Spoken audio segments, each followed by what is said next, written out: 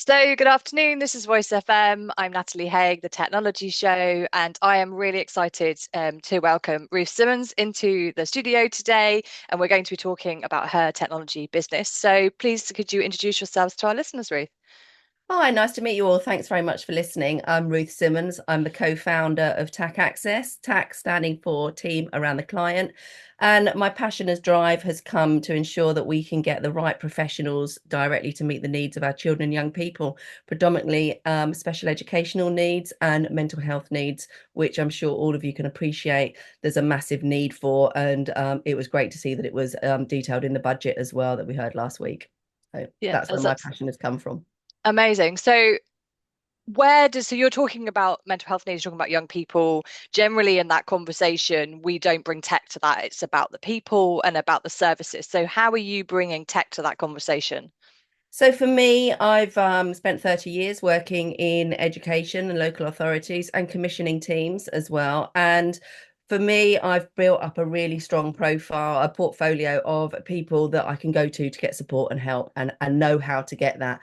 And I think for the lot of people, they haven't been able to do that. The workforce is getting harder and harder to access without having to go through companies or agencies that can take a huge percentage of that hourly rate. I was used to in schools commissioning counselling services at £60 an hour, and the council are getting 15 to £18 an hour. I know as a business, and we have another business that we obviously there are on costs, but for me, I wanted to really streamline how we find those sole traders really to meet the needs of our children and young people, but also that they had a voice in who they could work with, because it's a really personal journey when you're going through anything with mental health or when you're finding out about your learning needs, and for the family as well. So I really wanted them to be part of that process and bring education, health, and social care into one platform to do that. So, tell us a little bit more about the platform and how it works. So the platform, my vision was a dating website, really. That's where the idea came from. And it's probably turned now more into an Uber or an Amazon for finding and seeking professionals and therapists that can support children and young people. So it's an end-to-end platform, automated in there with finance and everything to do with invoicing, purchase orders, a lot linked together. So it releases a lot more time for our counsellor, for example, if we look at mental health, to be able to work with children and young people rather than having to then complete their invoicing or any administration outside of seeing clients. So whilst we've got this massive need, and I don't know if it's ever going to go, but what we need is for our therapists to be able to deliver what they're good at delivering and not worrying about administrative tasks. Yeah, absolutely. So I used to have a tech company and we used to hire contractors, developers, and project managers, and we used Upwork and TopTail were the two platforms. So it sounds as if that's quite similar. As a business owner, I would go to the platform and I would say, I need a Java developer or I needed somebody who's amazing at AWS, and I would search through the profiles, and then the platform would charge me, bill me, and then they would get their money out the other end. No, obviously the platform took a percentage, but nowhere near the amount that if I went to a recruitment agency and hired someone on a salary, that the cut that would take out of that. So is it similar to that process, but Yeah, focusing absolutely. on You've got it in educational? one, Natalie. Yeah. Yeah. Okay. And so how do you already live? Are you already running? Yep, we're already live, and we're working across schools and including further education colleges as well. And every day we're getting new leads, which is just fantastic. We went live in March this year, Congratulations. and it's been great. It's great to work with like-minded people, and it's great to see the success stories that are coming out from those children that are not waiting months and months and months to be able to see people. And I think something really heartwarming for me is also seeing the charity sector put into our system as well to be able to then support those children and young people to get that rapid support that they need to access to a counsellor. We've done some fantastic work with Middlesbrough College on a system with them with charity working as well, and just listening to the children and young people. You know what? That was exactly why I did it, just to finish that and get those children and young people meeting people really quickly. Yeah, I think it's so important. Down in the south here, we have we have CAMS, and we have places like Solar Mind, which I've personally been through Solar Mind with my mental health, and they provide a really good service.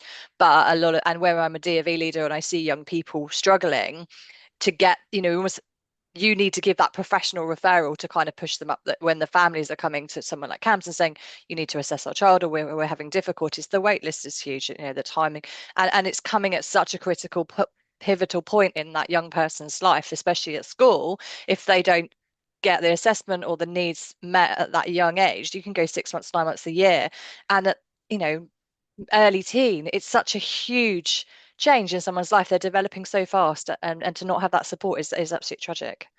Absolutely, you have, and this isn't about the money. The money is in the system. It's about utilizing the money a lot better.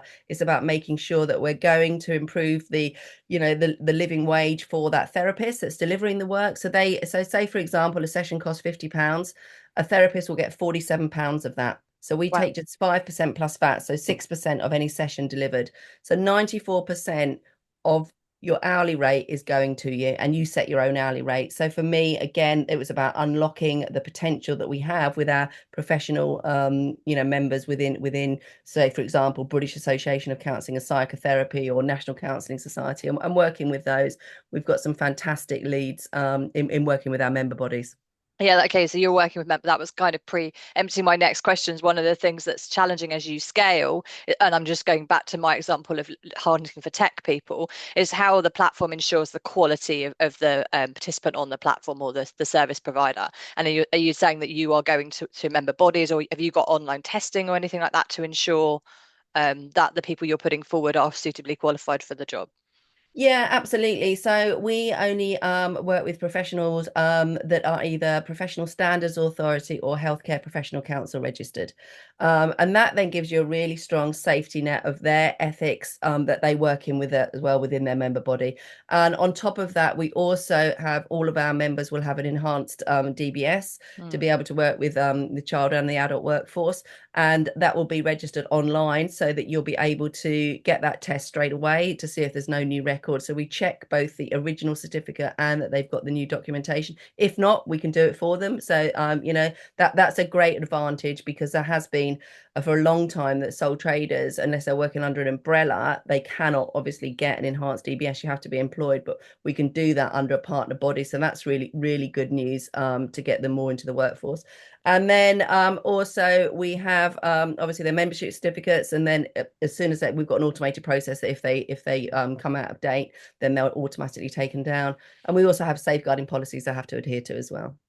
Okay, great. And so what kind of technology are you using in order to make this happen?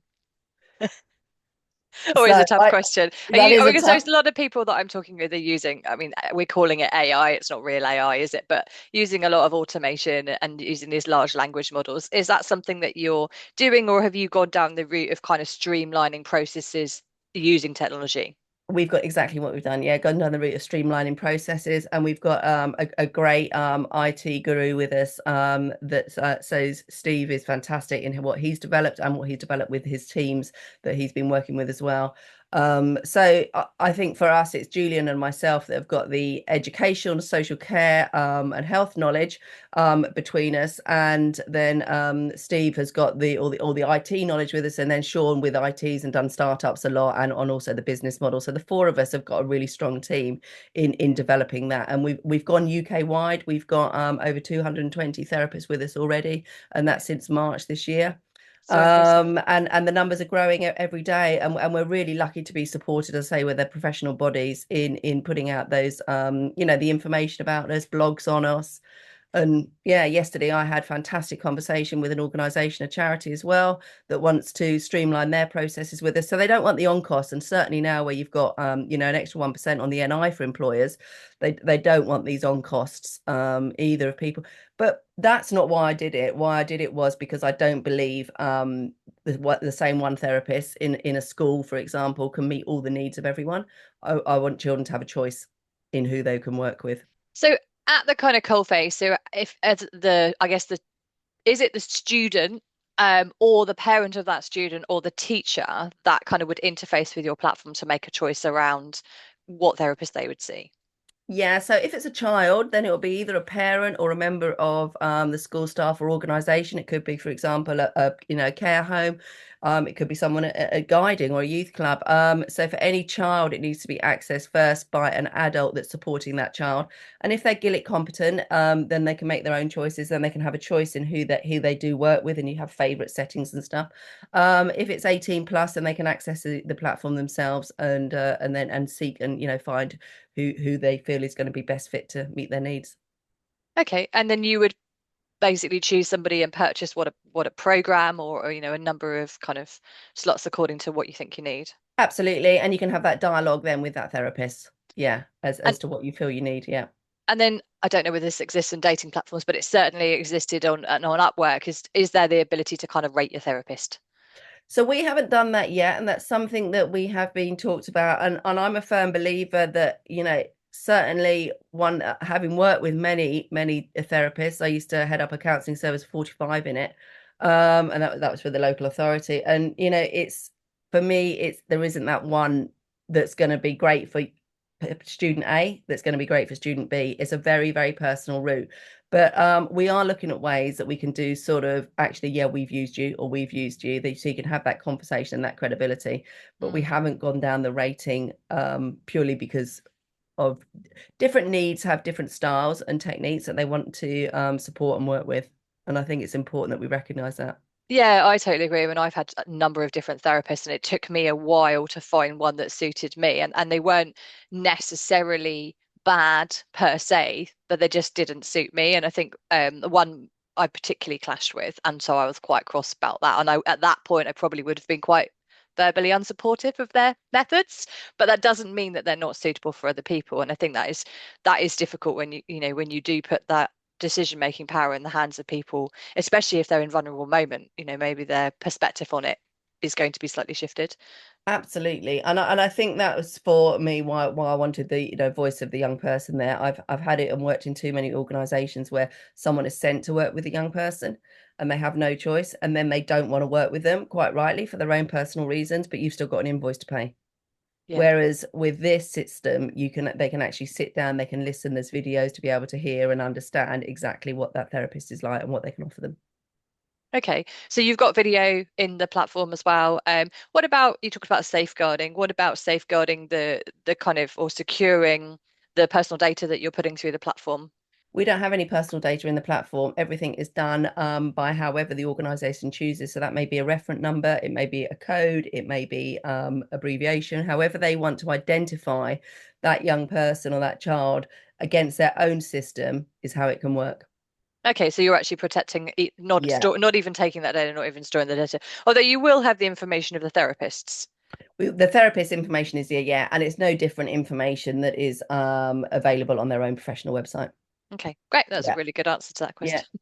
So I want to ask you, maybe much more of a personal question, like what is it that about you, or what are the experiences that you've had to mean that you wanted to tackle this specific problem using tech?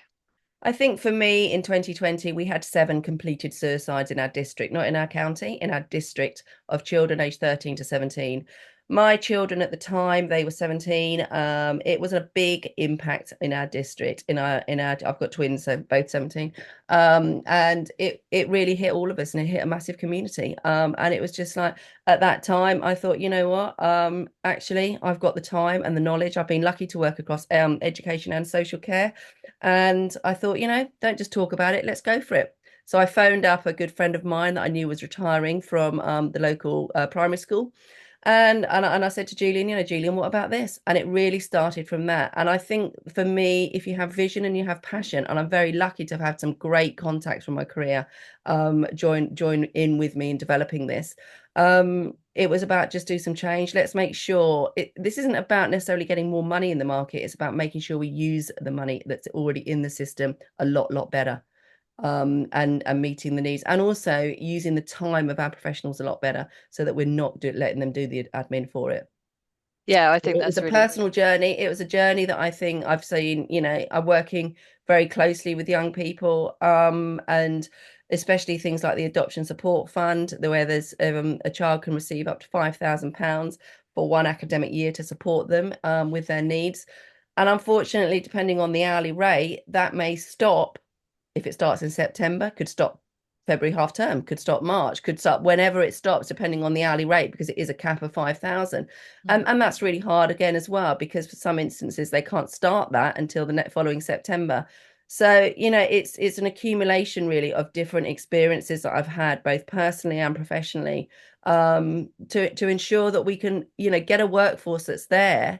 It's all there. The sole traders are there, that we've got enough of them in this country to be able to meet demand. What we don't have until doing TAC is a platform to get them to reach that demand.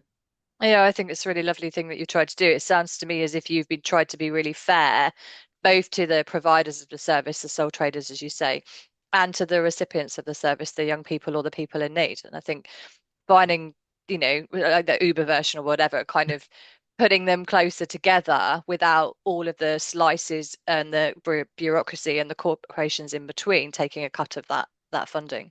Yeah, and that was the aim, and sometimes I will sit here and think, oh my goodness, why did I do this? This is a massive task. I'm trying to change a cargo ship, I'm not just sailing a little dinghy here.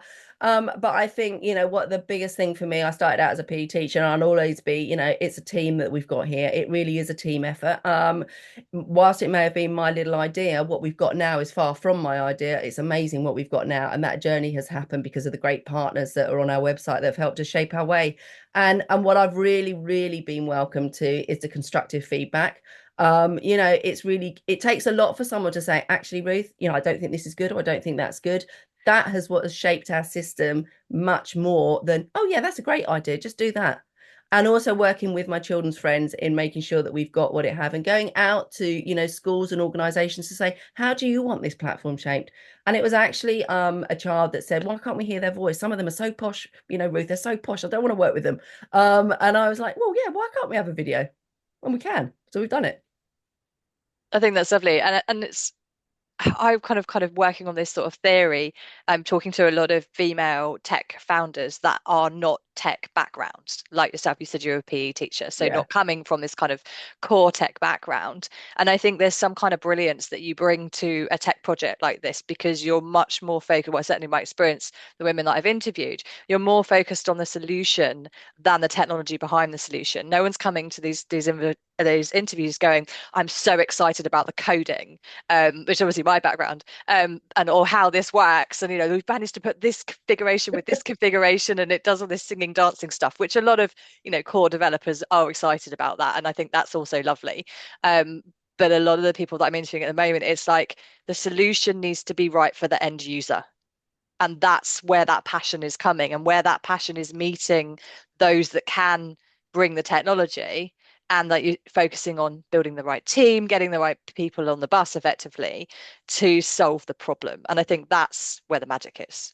Yeah, absolutely. And just the joy of seeing the results of the young people and how they've really engaged and got access to people within sort of 24, 36 hours to support them, Wow. which is unheard of. Certainly in the industry I've been in for some time, to get that quicker response is just fantastic. Yeah. Yeah, And, yeah, that and is also you can do a amazing. search for where they've got immediate availability or not. So you're not spending hours and hours, oh, sorry, I'm full, or sorry, I've got a waiting list, or. Yeah, yeah, absolutely. And I think the fact, like you say, adding the just responding to feedback. Mm, When tech is moving so fast, solutions are moving fast, and there are a lot of new players into the different markets. Being able to kind of stand up and go, you know what, we want to hear the things that aren't right about this so that we can adapt, so that we can get better. It's just such a refreshing attitude. And it's certainly something in my career in tech I've seen less of and I want to see more of. So I think the fact that you're bringing that and mm. being prepared to say, actually, we all should be thinking about that in terms of I tech. think so, and I think as well, our platform has really led from children and young people's, their journey. And crikey, we've got so much to learn from them. There is a fantastic generation coming through, and if we Mm. can do our bit just to listen to them and learn from them, and let them lead the way with us walking alongside them, then I think we're onto a massive change. I think that's amazing. Yeah, I mean, a lot of people are coining the phrase kind of co-creation Mm, when you're building something with the users. That's a bit of a sort of, using a term, but I think that's exactly what you're doing. You're saying, well, the most important people in this whole solution are the young people. Yes, absolutely. in addition, the sole traders, but if you don't involve those end users in the creation, but not just in the testing, because testing usually happens after you've decided what you're going to build, then you build it, but actually at the beginning, like what do you need? How is this going to work? Because a lot of the young people now, have such good ideas, and they're so familiar with technology. They've had it in their hands since they were basically born, long longer than some of us have. I'm still on the normal platforms and I'm like, oh my God, they really know what they're doing. They really do. But Um, you're bringing that voice, you're bringing the voice of experience and the respect to them. So mm, you're kind of giving weight to the validity, I suppose is the right word, of their opinions. So you're saying actually we should be listening to young people and we should be allowing them to co-create these solutions that are for them. And I think that's such absolutely. an important message because so often we think that we know better and we try to implement things in the way that we know, but actually things are moving so fast that actually we need to kind of go, do you know what, we might not know better. We could steer, we Absolutely. can provide funding, we can provide guidance, legal, all this kind of stuff, but the ideas aren't necessarily coming from us anymore. No, absolutely they're not. The experience can help shape what their vision is, and that's really, I guess, where I've come from. Yeah, I think that's Yeah. amazing. All right, I'm going to ask you one question just because we're coming to the end of our time. And it's not necessarily about your platform. It's a kind of a zoom out question. I'm asking this to everybody. So the question is, if you had a magic wand which could change situations or things for the better, what would you wave it at? I would wave it at people that are able to make decisions to be listening to the small voice. Because for me, it's really hard to crack into some of the bigger organizations, both public and private sector and the charitable sector. And I guess coming from a background of working with vulnerable people, which is a smaller cohort than your mainstream young people, you know what, just listen to the one that's got the voice because there's small ideas everywhere. And those small ideas can change the world. And I really hope with TAC we can really make a massive impact on our children and young people and the team around the client that supports them and open up the door, listen. Something I was always taught as a child was, you know what, speak to everyone as if you want to go back to speak to them again. I think that's a lovely sentiment. Yeah. So don't ever be rude, basically. try well, yeah, try and keep the door open, and it doesn't matter for me whether the head teacher or the dinner lady in the school, they both, play a really important role in making sure that our lives are enhanced. And I think, yeah, for me it's about just listening to people, and I've had some fantastic organizations listen, and I've had some organizations not even get a reply from. That's part of business, that's part of what it is of going through. I always try and reply to make sure that even if I can't support, that maybe I've either got someone I can pass them on to, or that I can try and give them an idea. Or sometimes it is just a no, and that's absolutely fine, but you're giving an answer.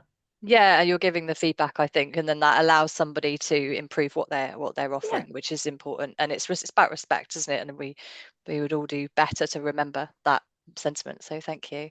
Uh, absolutely.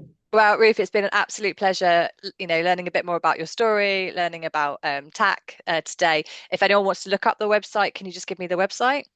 Yeah, it's www.tac, so TAC access, ACCESS.com.